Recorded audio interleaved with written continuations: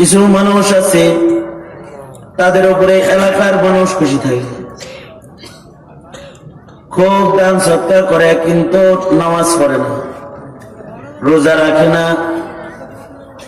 শরীয়ত মানে না। মানুষ তার দয়ায় কৃপায় কিছুটা খুশি, ভোটে দাঁড়াইলে তারা ভোটও দেয়, কিন্তু তার উপরে আল্লাহ নারাজ। কিছু মানুষ আছে তারা বিদেশের দাদাগিরি খুশি করে, যেমন হাসিনা মোদিরে খুশি করছে। আবার কেউ আছে আমেরিকারে খুশি করে, কিন্তু তার উপরে কে নারাজ? আল্লাহ বলেন। আর কিছু মানুষ আছে তাদের উপরে দুনিয়ায় কে কি কেমন দেখার টাইম নাই, তারা দেখে আমার আল্লাহ খুশি নেই, আমার আল্লাহ আমাকে ভালোবাসেনি।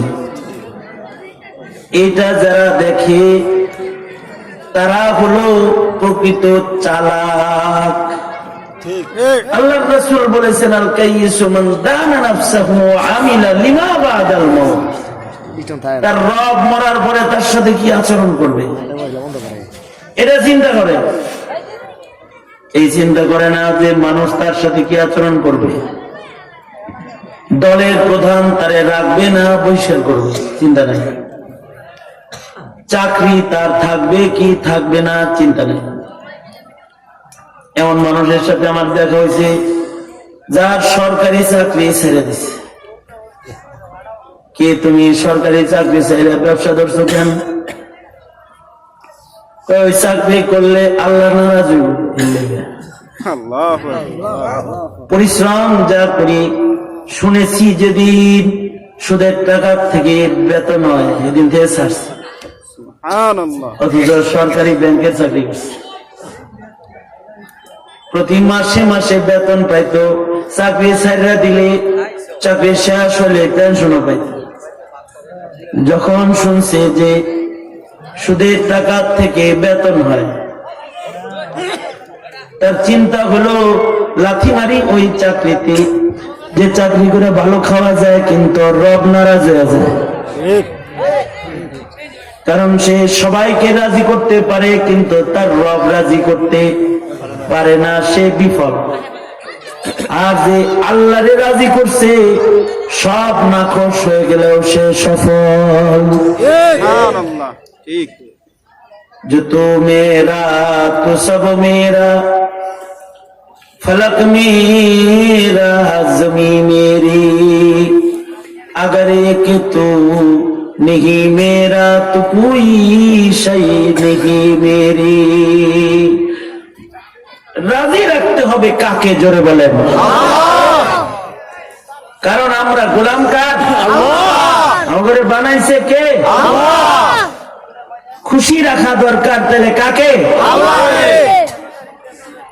সবাই খুশি রাখছি, তারে নারাজ করছি, কামটা কি ভালো করছি? হ্যাঁ, চাকরি টাইম মতো করে, বেতন পাই, বউ খাওয়ায়, বাচ্চা পালে। এই পাশে বাজার না মেলা। আল্লাহ সহি বুঝদান। আপনারা একটু আওয়াজ করেন, আওয়াজ শুনে যদি আল্লাহ ওদের কপালে হিদায়াত রাখে আসবে, অথবা আল্লাহ যদি ওদের ভালো চায় তাহলে ওদের আওয়াজ ওরা বন্ধ করবে, বাড়ি যাবে। এত রাত কি দরকার? জোরে আওয়াজ করে বলেন সুবহানাল্লাহ, আলহামদুলিল্লাহ, লা ইলাহা ইল্লাল্লাহ, আল্লাহু আকবার, আল্লাহু আকবার। আল্লাহু আকবার জোরে বললে শয়তান যায়। বলেন আল্লাহু আকবার, আল্লাহু আকবার। মাশাআল্লাহ। কি বলতেছিলাম? যে তাহলে খুশি করতে হইব আসলে কাকে? যেমন আজকে এখানে আইছেন, এতে শয়তান নারাজ, কিন্তু একজন খুশি, তিনি কে? শয়তান চিন্তা করতেছে এত গুনাহ তোরে করাইলাম, দিন বইলা তুই মাহফিলে বইছিস, সব আল্লাহ মাফ করতেছে, কামটা কি ভালো করলি? তুই নারাজ হয়েছে শয়তান। আর খুশি হয়েছেন আল্লাহ, কারণ আল্লাহর নাম শুনতেছি, আল্লাহর নাম বলতেছি, আল্লাহর নামের তাসবিহ পড়তেছি, আল্লাহর গুণ গাইতেছি, আল্লাহ খুশি। বলেন সুবহানাল্লাহ। আল্লাহকে খুশি করার জন্য বলেন আলহামদুলিল্লাহ। খুশি করে বলেন লা ইলাহা ইল্লাল্লাহ। আবার বলেন লা ইলাহা ইল্লাল্লাহ। লা ইলাহা ইল্লাল্লাহ। কতবার পড়াইলাম এটা, আপনারাও কতবার পড়েন। কেউ যদি একবারও পড়ে সারা জীবনে, আল্লাহ হেরেও দোজখে ফেলবেন যদি সে আল্লাহর কৃপা দয়া পাওয়ার কোন কাজ জীবনে করে ফেলে। আর যদি এই লা ইলাহা ইল্লাল্লাহর আদর্শ নিয়ে কবরে যেতে পারে, ইমানদার কবরে নিতে হবে। বহু গুনাহগার মুমিন যারা কালেমা পড়ছে একবার লা ইলাহা ইল্লাল্লাহ, অনেক গুনাহ তার, কিন্তু তার কোন কাজে আল্লাহ খুশি হয়েছে। কেউ কুকুরে পানি খাওয়াইছে, আল্লাহ খুশি হয়েছে, মাফ করে দিছে। কেউ বিড়াল রে আদর করছে, আল্লাহ কয় বিড়াল রে রহম করলে যা তোরে রহম করলাম, মাফ করে দিছে। কোন কাজ আল্লাহর পছন্দ হয়েছে, কালিমাওয়ালা একবার লা ইলাহা ইল্লাল্লাহ বলার পুরস্কার হলো জান্নাত। মান ক্বালা লা ইলাহা ইল্লাল্লাহ, এতটুকুন বললি আল্লাহ এত খুশি, ফাদাখালাল জান্নাহ, আল্লাহ তারে জান্নাত দিয়ে দেয়। হাসরের মাঠে নেকির কাজ করে নাই, কিন্তু ওয়াজ শুনছে একদিন, এটাও কাজে লেগে যাবে। হাদিসে আছে জাহান্নামের ভেতরে দুই লোক চিল্লাইতে থাকবে, চিৎকার করবে। আল্লাহ তাআলা এই দুজনকে জাহান্নাম থেকে বাইর করে আল্লাহর কাছে ডাকবে। হাদিসে আছে আল্লাহ বলবে চিল্লাস কেন, আর চিল্লাবি না, যা দোজখে যা। এই দুজন দোজখের দিকে আবার রওনা করবে। আল্লাহ ধমকি দিয়ে বলছে যা দোজখে যা। একজন দোজখে যাবে, কিন্তু ফিরা ফিরা আল্লাহর দিকে তাকাবে। আল্লাহ তাআলা তাকে বলবেন কিরে দোজখে যাইতেছস, আবার ফিরা আজকে? বলবে আল্লাহ একদিন ওয়াজ শুনছি তোমার অনেক দয়া, কালেমাওয়ালার জন্য তোমার অনেক মায়া, তুমি দয়ালু, তুমি রহমান, তুমি রহিম, তোমার দয়া পাওয়ার আশায় তাকাই, যদি দয়া মায়া পাওয়া যায়। হাদিসে আছে আল্লাহ বলবেন আমার দয়ার উপরে তোর ঈমান যেহেতু আছে, যা তোকে দয়া করলাম তোরে মাফ করে দিলাম। আর একজনকে বলবি কিরে তোর কি আমার দয়ার উপরে কোনো ঈমান নাই, দোজখে যাইতে বলছি আর দোজখে যাইতেছস। বান্দা বলবে আল্লাহ আলেমরা কত কইছে তোমার হুকুম মানতে, কিন্তু একটা হুকুম মানি নাই। আজকে তুমি হুকুম করেছো যাও দোজখে যাও, আজকের হুকুমটাও যদি না মানি তাহলে তোমার গোলাম কেমনে উঠবো? এজন্য দোজখের দিকে যাইতাছে। আল্লাহ বলবেন আমার হুকুমের সম্মান তোর আছে, যা এটারই উসিলা বানাইলাম, আবতাগু ইলাইহিল ওয়াসিলা, আল্লাহর নির্দেশ, উসিলা বানাও। আল্লাহ বলবেন যা এইটাকে উসিলা বানায় তোকে মাফ করে দিলাম। আল্লাহু আকবার। কত মৌলবীরা কইছে যে আল্লাহর কাছে মাফ চা, আল্লাহর কাছে মাফ চা, মাফ চা, জানি আল্লাহর কাছে বলো আল্লাহ ভুল হইছে মাফ করে দেন, বলে নাই। হাসরের মাঠে সে ব্যথিত হবে, আহারে যদি তওবাটা করতাম তাহলে আজকে মাফ পেয়ে যেতাম। আল্লাহ তো বান্দার হৃদয়ের খবর জানে, বান্দা যেটা দান্দা করতেছে আল্লাহ এটাও দেখতেছে। হাদিসে আছে আল্লাহ বান্দাটারে ডাক দিবে, কত কাছে নিবে, একেবারে নিজের কাছে টেনে নিবে। বান্দার কানে মুখ লাগায় আল্লাহ নিজে বলবে, কালেমা পড়ছো শহরে বয়ও পাস, আবার এত আকাম করছিলি কেন, এত গুনাহ করছিলি কেন? হাদিসে আছে বান্দা তখন ছোট্ট করে বলবে, আল্লাহ ভুল হয়ে গেছে, মাপ চাই, ভুল হয়ে গেছে। আল্লাহ বলবেন, গোপনে তোর এই কথাটা শোনার লেগেই তো তোরে ডাইকা আনছি। তুই জানোস না আমার একটা নাম হলো সত্তার, আমার একটা নাম গফফার।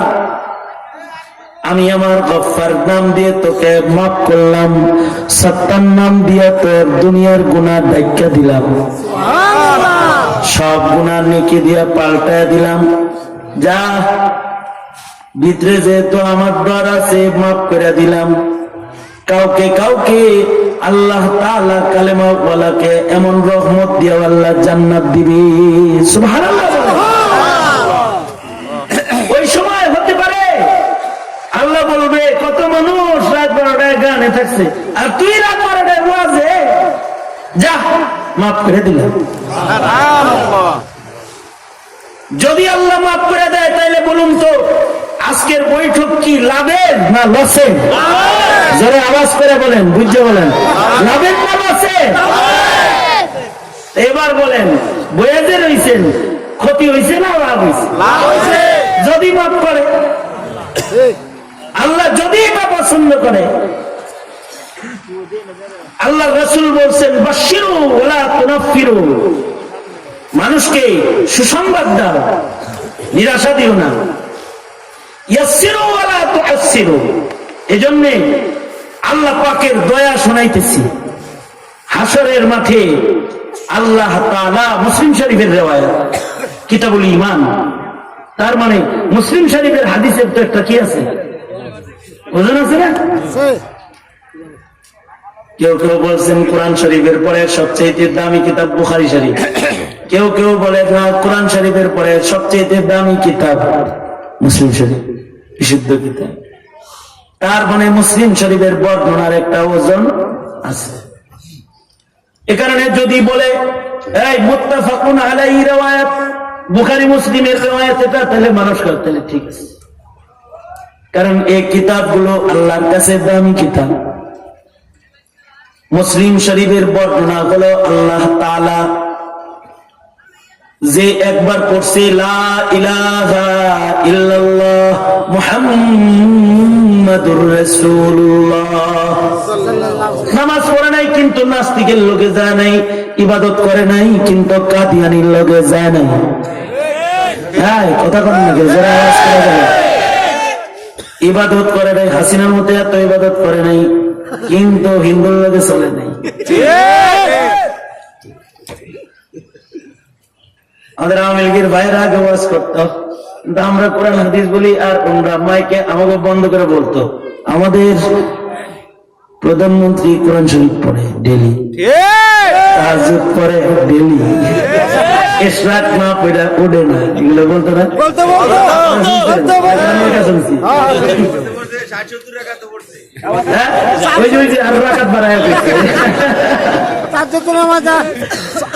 তারপরে বলতো আল্লাহর পাক বলুনি, প্রত্যেক উপজেলায় আল্লাহর ঘর করছে একটা মসজিদ, তার মানে আল্লাহর সাথে খুব খাতির। কিন্তু 5 আগস্টে আমরা দেখলাম আল্লাহর লগে খাতির নাই, দিল্লির লগে খাতির। কথা বলেন না? আছে কোন জায়গায়? মক্কায় না দিল্লি? মক্কায় না দিল্লি?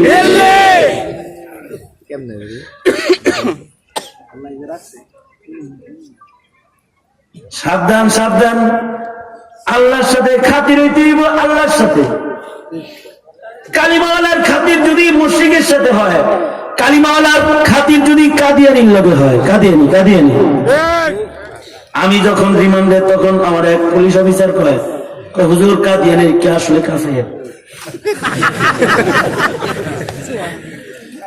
আমারে তো এমনি রাখছে, মানে হ্যান্ডকাপ পড়াইছে উল্টা, আর কইতেছে কাদিয়ানির কি আসলে কাফের? এত শক্ত কথা যে বললেন, রক্ত দিবেন, কাফন করবেন, ইনিকনকে আসলে কাফের?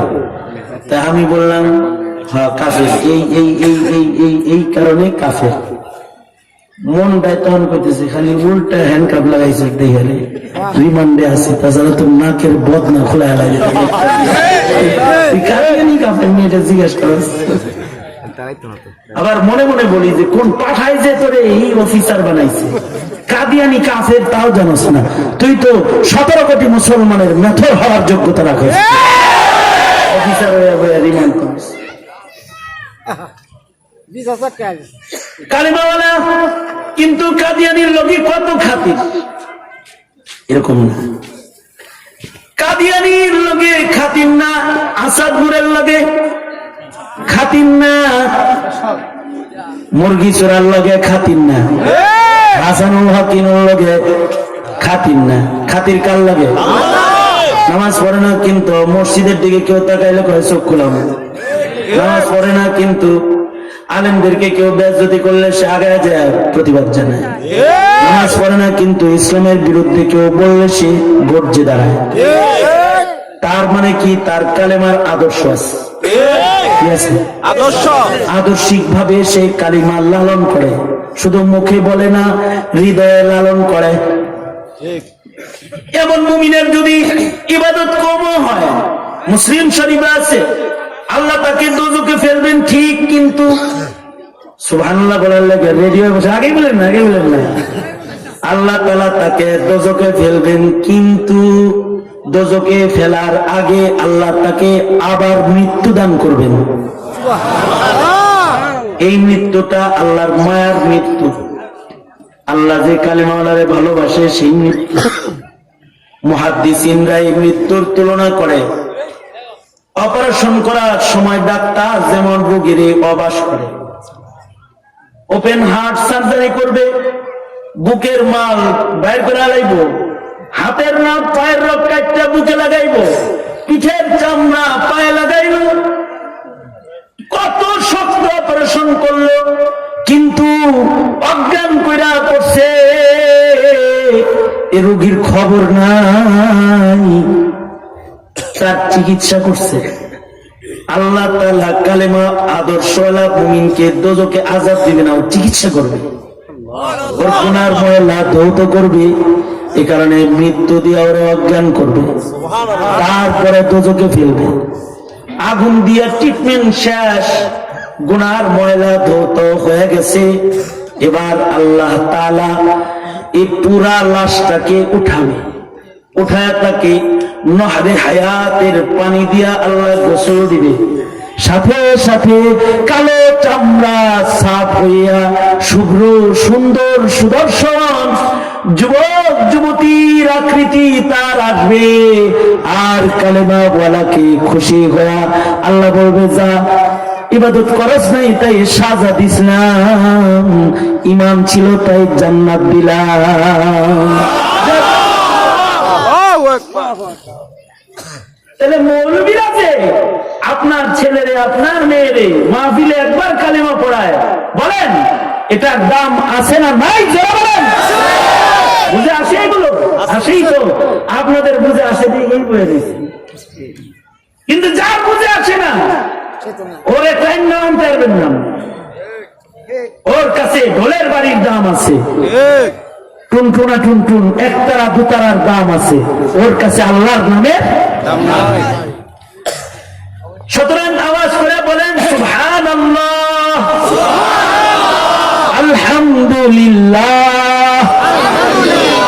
লা ইলাহা ইল্লাল্লাহ, আল্লাহু আকবার। এই যে নাম নিলেন, এইভাবে যদি ডেইলি মাত্র 10 মিনিট জিকির করেন, কয় মিনিট? 10 মিনিট। হাফেজ মুহাম্মদ থানভী বলছে কেউ যদি 10 মিনিট জিকির করে, তার মানে 100 বার সুবহানাল্লাহ, 100 বার আলহামদুলিল্লাহ, 100 বার লা ইলাহা ইল্লাল্লাহ, 100 বার আল্লাহু আকবার, 100 বার আস্তাগফিরুল্লাহ আস্তাগফিরুল্লাহ আস্তাগফিরুল্লাহ, 100 বার সাল্লাল্লাহু আলা নবিয়িল উম্মি সাল্লাল্লাহু আলাইহি ওয়াসাল্লাম দরুদ পড়ছে 100 বার। কেউ যদি মাত্র এই 10 মিনিট জিকির করে আল্লাহ তাকে এত ভালোবাসবে, আল্লাহ উসিলা দাঁড় করে ওর নামাজে খাড়া করে দিবে। সুবহানাল্লাহ বলেন। অন্য ইবাদত ওর জন্য আল্লাহ সহজ করবে, ইবাদতের তৌফিক তার নসিব হবে। তাহলে আল্লাহরে ডাকলে লাভ না লস? আল্লাহরে ডাকলে আল্লাহর লাগে খাতির বাড়ে না কমে? তাহলে বাড়াইবার জন্য প্রতিদিন জিকির করতে রাজি কারা কারা?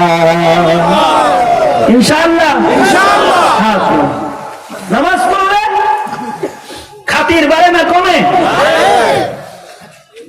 কিন্তু আপনারা যারা নিয়মিত 5 ওয়াক্ত নামাজ পড়েন না, পায়ে হাত দিয়ে বলি 5 ওয়াক্ত পড়বেন, 1 ওয়াক্ত নামাজের জন্য কিন্তু দোজখে ভর্তি পূর্ব আল্লাহ।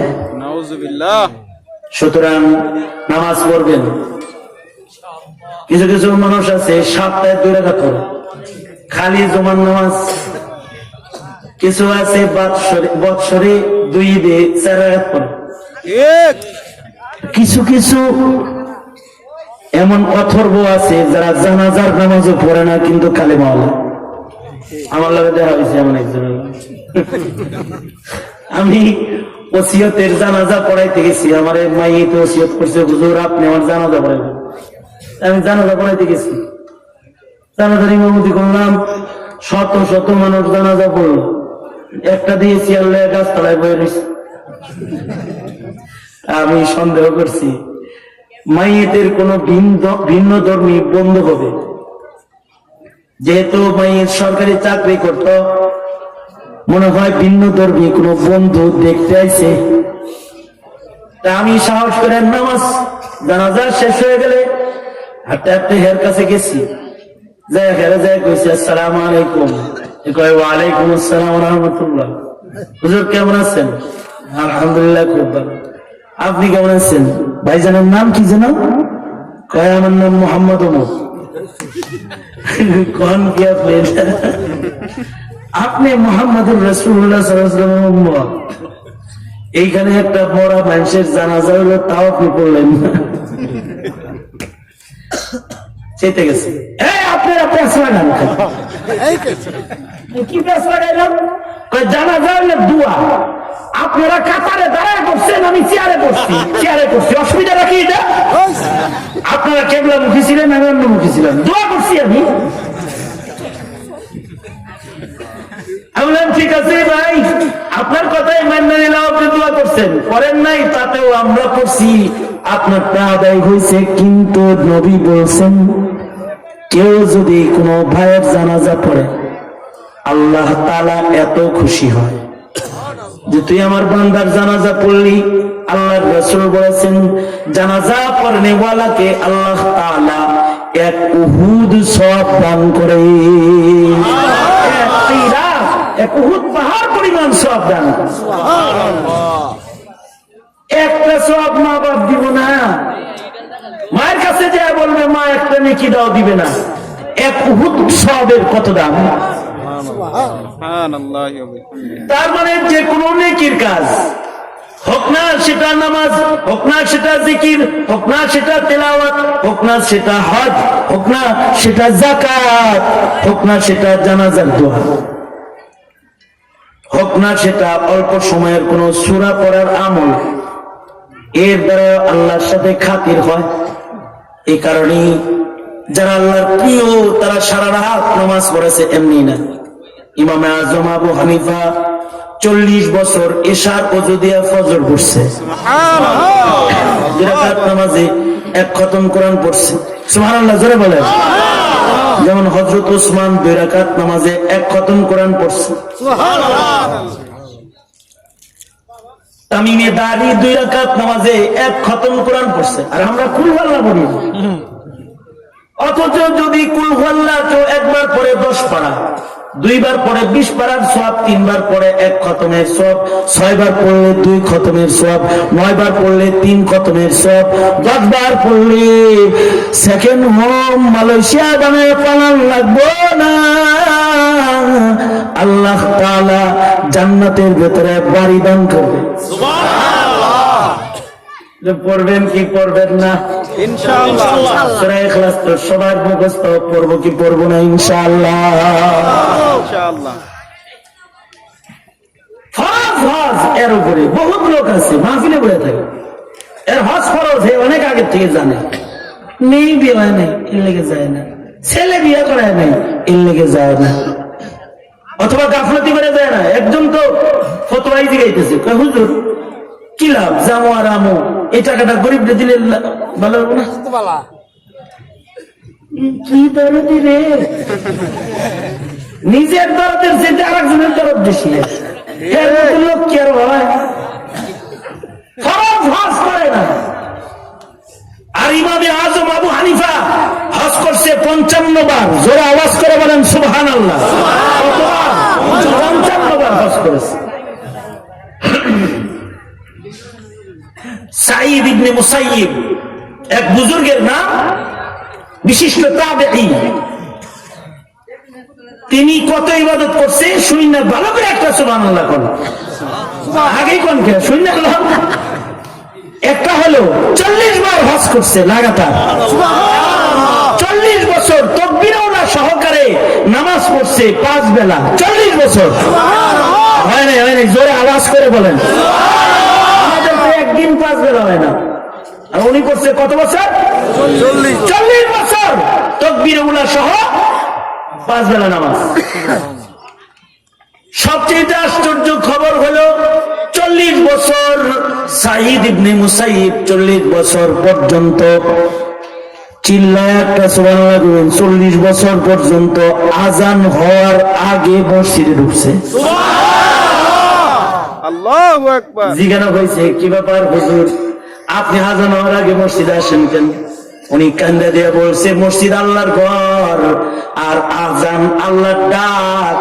আল্লাহর ডাইকা আল্লাহর ঘরে আমারে যদি আনন্দ লাগে, আর যদি আল্লাহ কয় কি রে ডেলি ডাক্কে ডাক্কে আনা লাগছে কেন, এই মামলার আসামি যদি হইয়া যাই, এ কারণে ভয়ে আজানের আগে আল্লাহর ঘরে ঢুইকে বসে থাকি। জীবনে কাটছে, আর তুমি ভয়ে নাস্তিকের মিছিলে যায় বলে থাও, মসজিদে যাও না। যদি এমন কেউ হও, ঠিক তোমাকে নিজেকে সংশোধন করো, সংশোধন করো নিজেকে, অধিক ইবাদত করো, অনেক বেশি করার দরকার নেই। আমি আপনাদেরকে বলবো না আপনারা সাঈদ ইবনে মুসাইয়িব হয়ে যান, আপনারা ইমামে আজম আবু হানিফা হয়ে যান, না না, সবার দ্বারা এটা হয় না। তবে ফরজ ইবাদত ছাড়বেন না, ফরজ নামাজ ছাড়বেন না, ফরজ রোজা ছাড়বেন না ইনশাআল্লাহ বলেন। ফরজ হজ আছে, অজুহাত দিয়ে হজ থেকে দূরে থাকেন না। নবী বলছে ইহুদি হয়ে মর, নাসারা হয়ে মর, আমার কিছু আসে যায় না। সুতরাং হজ ফরজ হয়ে গেলে একটু করে জমি বেচা যায় করে আহেন, একটু কাবার ঘরটা তওয়াফ করে আসেন। কারণ রাসূল বলছেন কেউ যদি হজ করে জান্নাত তার ওয়াজিব হয়ে যায়, কারণ হজের মাধ্যমে বান্দা নিষ্পাপ হয়ে যায়। সুবহানাল্লাহ, কোনো গুনাহ থাকে না বান্দা। ইবাদত এর মাধ্যমে আল্লাহর ভালোবাসা পাওয়া যায়।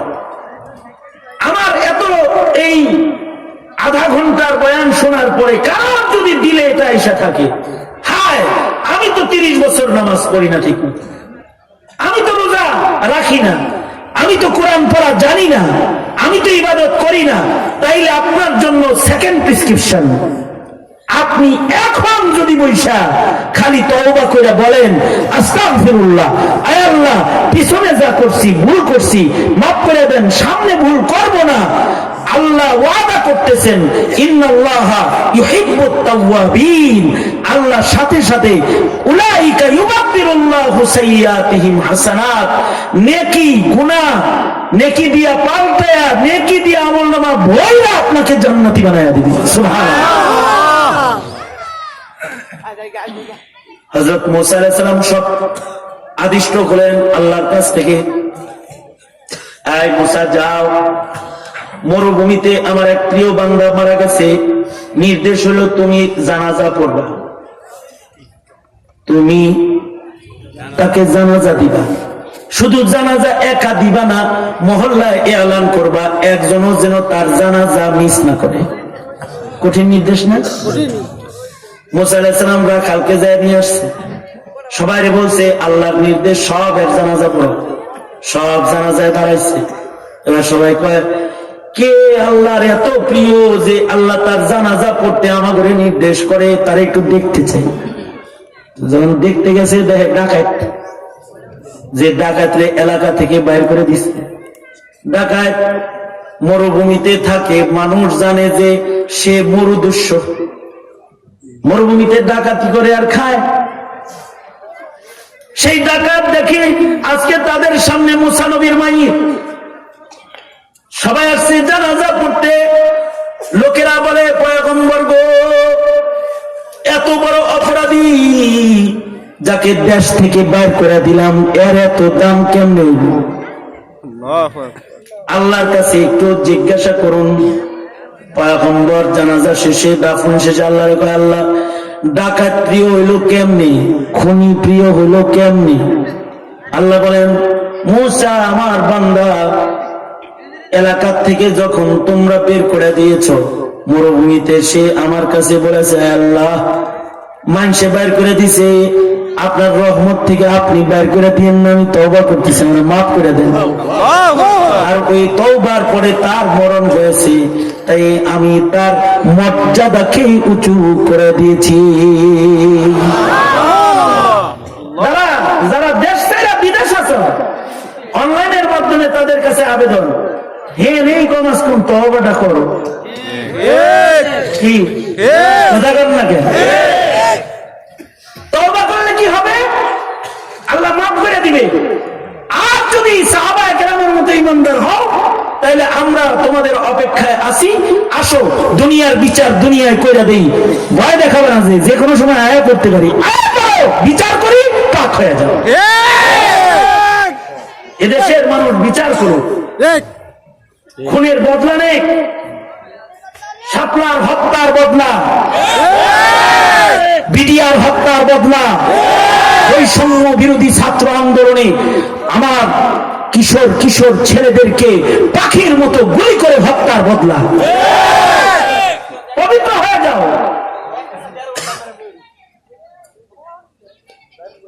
সুতরাং আল্লাহর কাছে যদি কেউ প্রিয় হতে চায়, গুনাহগার হইলে অসুবিধা নাই, কি লাগবে? তওবা লাগবে। কি লাগবে? জোরে বলেন, আরো জোরে বলেন। তাহলে ছোট ছোট গুনাহ যা আছে এগুলো তো তওবা দিয়ে ফিনিশ। তাই ভয় নাই, সবাই পড়েন আস্তাগফিরুল্লাহ। জোরে বলেন আস্তাগফিরুল্লাহ, আস্তাগফিরুল্লাহ, আস্তাগফিরুল্লাহ রাব্বি মিন কুল্লি যামব। হে আল্লাহ, আমার সব গুনাহ থেকে আমি অনুতপ্ত, মাপ চাই, আপনি আমাকে মাফ করে দেন। দিল থেকে যদি কেউ বলে, তার জীবনের সব গুনাহ মাফ, সে আল্লাহর প্রিয় হয়ে যাবে। মনে